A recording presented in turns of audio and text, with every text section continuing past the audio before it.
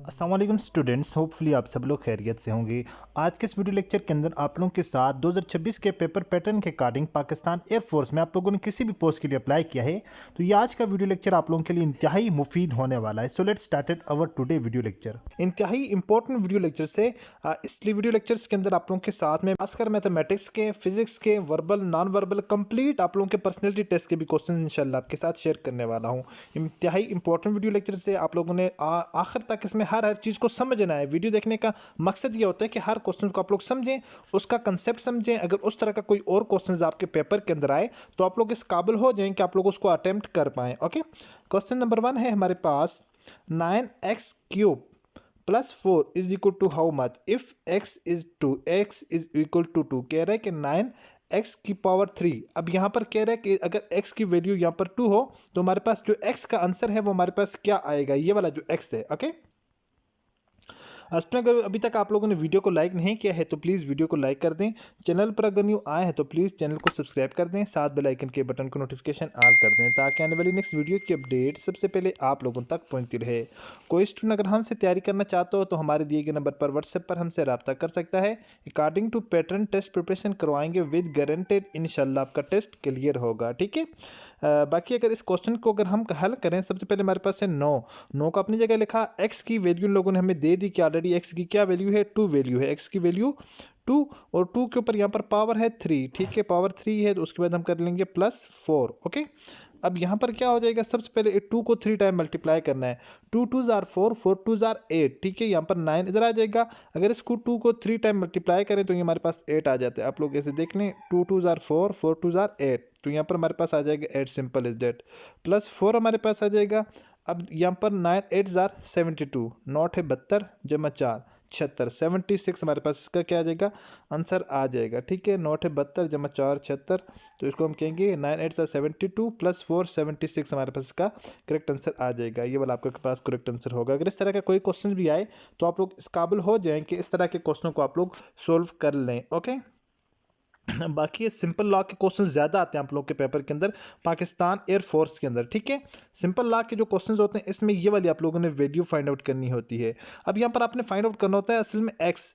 अब जो एक्स की ऊपर वाली वैल्यू होती है इसको आप लोग यहाँ पर जो दूसरी वैल्यू होती है दूसरी साइड उसके ऊपर ले आते हैं तो वो उसके ऊपर आकर उसकी पावर बन जाती है। ठीक है, ये चीज़ आप लोग अपने माइंड के अंदर रखें। ये सिंपल वैल्यू की बात कर रहा हूँ। ठीक है, इन केस बाद टाइम लोगरिथम की वैल्यू और दी होती है तो फिर उसको और मेथड से सोल्व करना। अगर इस तरह का क्वेश्चन होगा उसको आप लोग ने इस तरह से सोल्व करना है। अगर मैं इसको सोल्व करता हूँ, यहाँ पर जिस तरह ये वाला पहले 3 है, ये वाली इसकी वैल्यू इधर इधर आ जाएगी। ठीक है, इधर आ जाएगी और हमारे पास बच जाएगा, सॉरी, इज इक्वल टू डालना था पहले, इज इक्वल टू एक्स। अब एक्स की वैल्यू क्या होगी, यहाँ पर हमारे पास x की वैल्यू 3, उसकी पावर भी फर्दर 3 हो चुकी है। अब इस 3 पावर 3 का मतलब ये है कि 3 को हमने, ये नहीं है कि 3 को 3 के साथ मल्टीप्लाई किया 9 हो गया, नहीं। इस 3 की पावर 3 का मतलब ये है कि आप लोगों ने 3 को कितने टाइम, 3 टाइम 1 2 एंड फर्दर 3, 3 3 ज़ार 9, 9 3 ज़ार 27, 9 3 3 9, 9 3 27। अब ये आपके पास जो वैल्यू आ चुकी है ये 27 आ चुकी है एक्स की वैल्यू, x इक्वल टू 27। ठीक है, तो यहाँ पर हमारे पास आ गया है log 27, आपके पास ये वाला आंसर आ जाएगा। अब फर्दर अगर इसको आगे सॉल्व करना हो ना तो फिर log 27 की हम वैल्यू देख लेंगे। log 27 हमारे पास इसका आंसर आ चुका है। तो आप लोग के आंसर के अंदर सिंपल इस तरह के क्वेश्चन मेंशन होंगे। log 27 आपके पास आंसर आ चुका है। आई होपफुल कि आपको ये क्वेश्चन भी समझ आ चुका होगा। नेक्स्ट क्वेश्चन की जानिब आते हैं। ये क्वेश्चन आप लोगों का कुछ जो है वो इस टाइप की सीरीज़ का क्वेश्चन है। तो ये वाला क्वेश्चन वेरी इंपॉर्टेंट है, इसको आप लोग कंसेप्ट समझ लें कि किस मेथड से इसको सोल्व किया जाता है। पहले है ABCD is equal to 6 7 8 9, then DAMB is 2। जिस तरह कह रहे हैं कि A हमारे पास B है, उसके बाद हमारे पास C है, उसके बाद हमारे पास D है। ये 4 हमें इन लोगों ने डिजिट्स दिए और आगे इन लोगों ने वैल्यू दी है 6 7। मीन के 6, C की वैल्यू 6 है, B की वैल्यू 7 है, C की वैल्यू हमारे पास 8 है, D की वैल्यू हमारे पास क्या है, 9 है। अब इन लोगों ने नेक्स्ट जो हमें दिया वो DAMB। अब हमने क्या करना है, सिमिलरली मैं यहाँ पर एक लाइन लगाता हूँ, जगह यहाँ पर कम ही है लेकिन यहाँ पर इसको हम अंडरस्टैंड करते हैं। सबसे पहले अगर मैं लिखता हूँ यहाँ पर D, उसके बाद मैं लिखता हूँ A, उसके बाद मैं लिखता हूँ M, उसके बाद लिखता हूँ B। अब इसकी वैल्यू पूछी हुई कि इस आंसर्स के अंदर इसकी वैल्यू क्या है। अब सबसे पहले आप लोगों ने क्या करना है, जो आप लोगों को क्वेश्चन दिया हुआ है ये वाला, यहाँ से हमने वैल्यू उठानी है D की। अब D की अगर हम यहाँ पर वैल्यू देखें तो क्या है, D की वैल्यू है 9। ओके, 9 हमने यहाँ पर वैल्यू लिख दी D की वैल्यू मैंने लिख दी 9। अब उसके बाद सेकंड नंबर के ऊपर अगर हम क्वेश्चन में फिर आए हैं ए की वैल्यू अब क्या है, ए की वैल्यू अगर मैं यहाँ पर देखता हूँ तो ए की वैल्यू मेरे पास है 6 आ जाती है, मैंने 6 लिख ली। ओके, आई होप कि आपको क्वेश्चन की समझ आ रही होगी। ओके, यहाँ पर इसको मैं 6 लिख लेता हूँ। यहाँ पर अगर बात करें फिर सी है। अब अगर हम इसके अंदर देखें तो सी की जो वैल्यू हमें दी हुई है वो हमें इन लोगों ने 8 दी हुई, क्या 8 सी की वैल्यू। अब बल्कि यहाँ पर हमारे पास सी है ही नहीं है, सी अब यहाँ पर हमारे पास है। एम को छोड़ दें, अब बी की वैल्यू देखें, बी की इन लोगों ने हमें वैल्यू दी हुई है 7, क्या वैल्यू दी हुई है 7। अब हमारे पास यहाँ पर एम की वैल्यू हमें यहाँ पर मिली ही नहीं है, तो अब हम आंसर पैटर्न को कैसे फाइंड आउट करें, स्टूडेंट ये कह रहे होते हैं। ठीक है, अब देखें आपने एक ऐसा आंसर तलाश करना आंसर सीरीज के अंदर जिसमें पहले में 9 हो, दूसरे में बी हो और जिसके लास्ट में क्या हो 7 हो। पहला 9 फिर 6, 9 6 और आखिरी आंसर 7 हो, 9 6 और आखिरी आंसर 7 हो। ऐसे पहले में 9 दूसरे 7, इसका मतलब ये गलत है। पहले में 9 हो फिर 6 हो फिर आखिरी आंसर 7 हो, ये भी गलत है। अब अगर इस पैटर्न को देखें आप लोग, पहले में 9 है, मीन के यहाँ पर जो है वो डी की वैल्यू है, डी की वैल्यू 9 आ गई। उसके बाद अगर 6 देखें तो 6 हमारे पास ए की वैल्यू है। ठीक है, यहाँ पर ए की वैल्यू 6 है, सो इसका मतलब 6 ए के लिए है। अब हमें यहाँ पर 2 का कोई जिक्र है ही नहीं है, आप लोगों ने 2 की जगह स्किप कर देना है, बाकी अपने डायरेक्ट 7 के ऊपर चले जाना है। तो बी की वैल्यू हमारे पास क्या है, बी हमारे पास लास्ट में है यहाँ पर, तो यहाँ पर बी की वैल्यू 7 है, तो यहाँ पर बी हमारे पास लास्ट में है, इसका मतलब ये है कि 7 क्या होना चाहिए, लास्ट में होना चाहिए। सो हमारा ये वाला करेक्ट आंसर हो जाएगा। ओके, आप लोगों ने सिर्फ पैटर्न की वैल्यूज़ को देखना है। ठीक है, जो यहाँ पर आपको प्रॉपर पैटर्न मिल रहा है ना, आप लोगों ने इस पैटर्न की वैल्यू को इन वैल्यू के साथ जो है वो कंपेयर करना है। जो बीच में 2 आ रहा है, 5 आ रहा है, 7 आ रहा है, वो एक्स्ट्रा आ रहे हैं, वो गलत आ रहे हैं। ठीक है, ये वाला 2 वाला हमारा करेक्ट आंसर हो जाएगा। आई होप कि आपको इस क्वेश्चन की भी समझ आ चुकी होगी। अब यहाँ पर नेक्स्ट हमारे पास क्वेश्चन है, what is the meaning of the word wig land. Wig land का मतलब क्या है, विग लैंड जो है कहा जाता है चौकन्ना हो जाना एकदम से। ठीक है, होशियार हो जाना, शातिर हो जाना, तो इसका हो जाएगा वाचफुल, हमारे पास जो है उसका करेक्ट आंसर हो जाएगा। इसका मीनिंग ये वाला बनता है मोस्ट सूटेबल। ठीक है, केयरफुल, एहतियात को कहा जाता है, स्लीपरी एंग्री होने वाले को, स्लीपरी सोने वाले को, बाकी यहाँ पर जो है स्लीपी है, वाचफुल, वाचफुल करेक्ट आंसर हो जाएगा, मतलब चौकन्ना हो जाना एकदम से,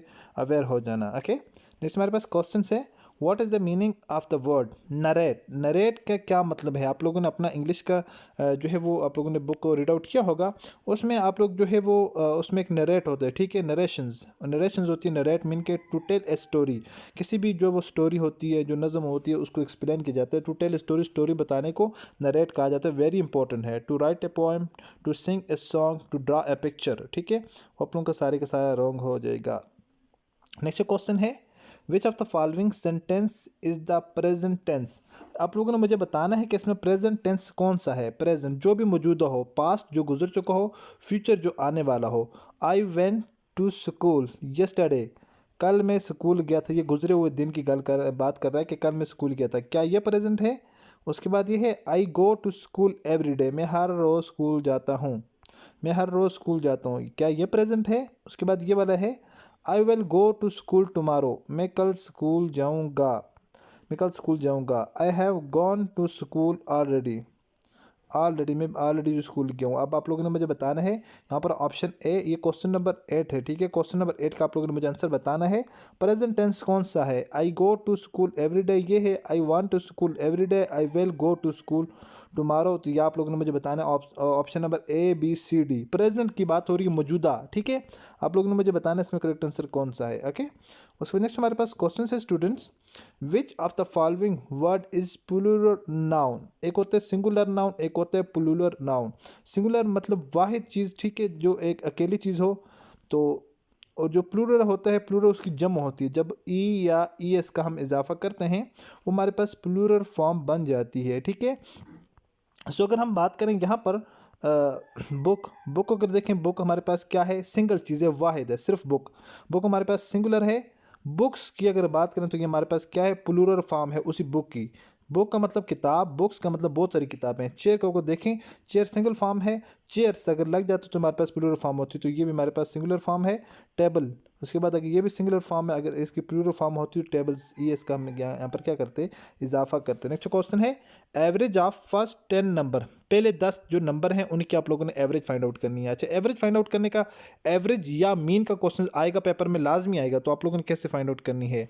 एवरेज और मीन दोनों एक ही चीज़ होती हैं। यहाँ पर मैं लिखता हूँ एक्स, यहाँ पर मैंने सबसे पहले एक लाइन लगाई, छोड़ो ऊपर करके लगा देते हैं ताकि हमारा जो क्वेश्चन सारे का सारा इसके अंदर इजीली आ जाए वन टाइम के अंदर, ठीक है। यहाँ से मैंने लगाई एक लाइन, उसके बाद सबसे पहले आप लोग एवरेज फर्स्ट, अगर आपको नेचुरल नंबर कहेंगे, होल नंबर कहेंगे, कुछ भी अगर लिखा होगा फर्स्ट 5 नंबर 10 नंबर, तो यहाँ पर हम फर्स्ट 10 नंबर का एवरेज लेते हैं, ठीक है। 1 2 3 4, उसके बाद 5,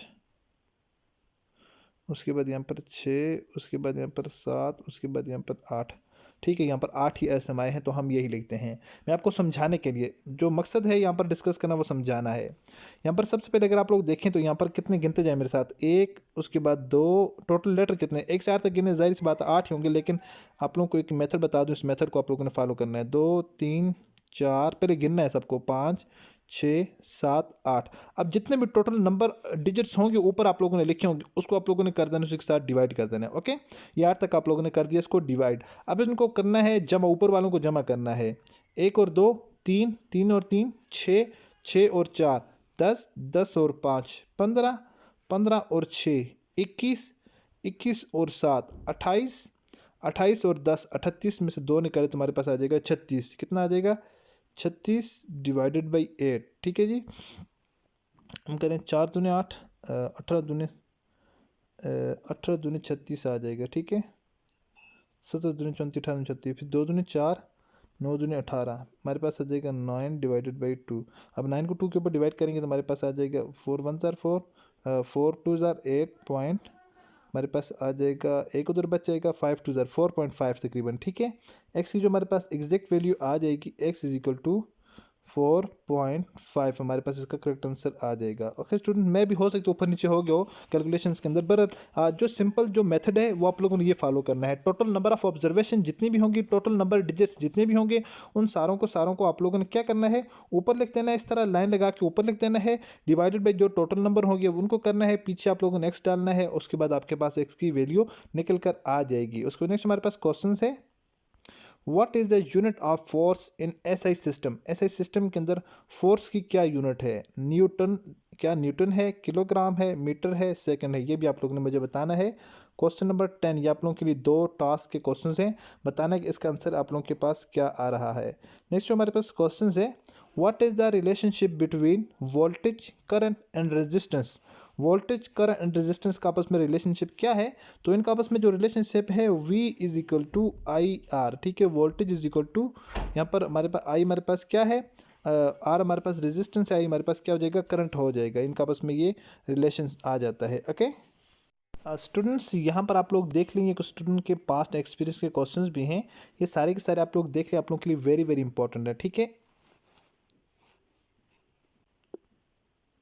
इसमें आप लोगों के एकेडमिक के क्वेश्चंस भी हैं, इसके अलावा इसमें आप लोगों के अगर आप लोग देख लें एकेडमिक भी हैं, वर्बल भी हैं, नॉन वर्बल भी हैं, सारे के सारे क्वेश्चंस हैं, ठीक है। ये आप लोगों के लिए वेरी वेरी इंपॉर्टेंट हैं। इनको मैं टॉप टू बॉटम स्क्रॉल कर रहा हूँ, आप लोग इन सारे के सारों का अपने पास स्क्रीनशॉट ले लें, ठीक है, ताकि आप लोगों के जो है ईजिली आपके जो क्वेश्चंस हैं, आप लोगों का पेपर है वो क्लियर हो जाए। ओके, तो यहाँ पर हम कुछ डिस्कस भी कर लेते हैं आप लोगों के साथ। आई सो पहले है गेट इन द बस, यहाँ पर स्टूडेंट ने लगाए हुए हैं टूरिस्ट कम बाय बोट। उसके बाद one of my brother is a doctor, the boy is sitting in the chair, beautiful opposite अगली, बिल्कुल इजी थे। हर्बल ऑपोजिट इसका हो जाएगा लवली, ठीक है। तो आप लोग ये देख लें, बाकी आप लोग खुद इनको रीड आउट करते जाएंगे, आप लोगों के लिए आसानी होगी। तो मैं जस्ट आप लोगों को बता रहा हूँ सारे के सारे, ताकि आप लोगों को जो है इस तरह का आइडिया हो जाए कि आप लोगों के पेपर के अंदर किस तरह के क्वेश्चंस आ रहे हैं। सबका आप लोग ले लें स्क्रीनशॉट लेने के बाद आप लोग इनको अच्छे तरीके से प्रिपेयर कर लें। और जो स्टूडेंट हमारे हमसे पढ़ रहे हैं अल्हम्दुलिल्लाह से, उनको सब ने सारे के सारे स्टूडेंट को हमने जो है वो टेस्ट जो है वो प्रिपरेशन करवाई हुई है, तो इंशाल्लाह उनका टेस्ट जो है वो इजीली क्लियर हो जाएगा। बाकी आप लोग ये देखते जाएँ स्टूडेंट के जो जो भी टेस्ट एक्सपीरियंस के क्वेश्चन हैं। ईजी था पेपर, इतना मुश्किल नहीं था आप लोगों का प्रीवियस टाइम का paper. The boys league is broken sitting whose sitting, ये आप लोग सारे के सारे इनका आप लोग स्क्रीनशॉट ले लें, ताकि आप लोग इनको अच्छे तरीके से एक मरतबा रिवाइज कर लें। ठीक है,